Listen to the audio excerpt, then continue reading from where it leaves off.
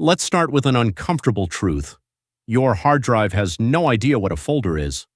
Underneath every file name, every directory tree, every neat little icon on your desktop, there's just a long sequence of numbered blocks, raw storage, indexed by integers. Everything else, the names, the hierarchy, the permissions, is bookkeeping the operating system layers on top. That bookkeeping is what we call a file system, and over the next few slides, we're going to peel it apart. So let's pin down a working definition. A file system is really two things braided together: an on-disk data structure, the actual bytes laid out in a specific pattern, and the kernel code that reads, writes, and maintains that pattern. One without the other is useless, and the job it does, at its core, is translation, turning a flat array of fixed-size blocks into something humans can work with: names, folders, ownership, timestamps. Put simply, the disk stores bytes. The file system is the agreement about which bytes mean what. Now, that agreement always comes down to tracking four things, no matter which file system you crack open. First, the data blocks, the raw contents scattered wherever the disk had room. Second, metadata, size, owner, timestamps, permissions, and crucially, the list of which blocks belong to the file. On Unix, that record has a name you'll hear constantly: the inode. Third, directory entries, which map a human-readable name to a metadata record.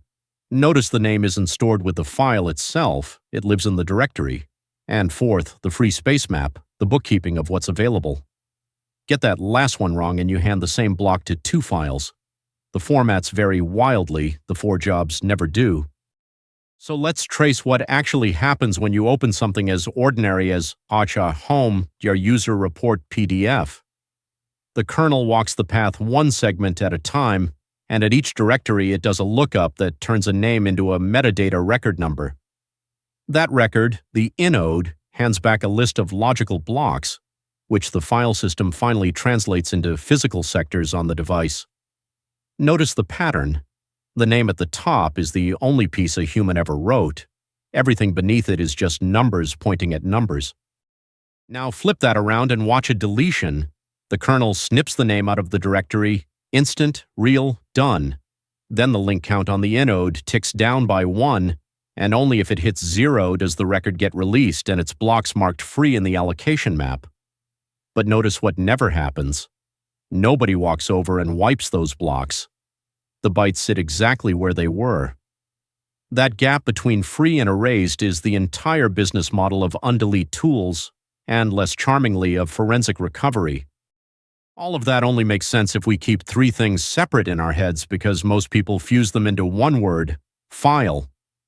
There's the file itself, which is just a stream of bytes and, importantly, has no name of its own.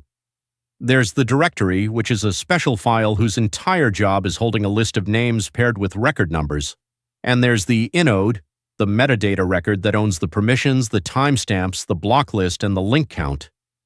The inode is the file's real identity. The name is just a label someone stuck on it. Which is a perfect handoff into what's coming next in this series. Every one of these tiles is really just a deeper look at something we've already touched today. Inode gets its own episode because it deserves one.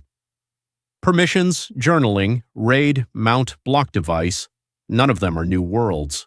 They're all more bookkeeping layered onto the same numbered blocks we started with. And the very next stop is the inode itself. So if you take nothing else away, take these three. A file system is always four structures working together: data blocks, metadata, directory entries, and a free space map. A file itself has no name. The name lives in a directory, which is why the same file can wear several.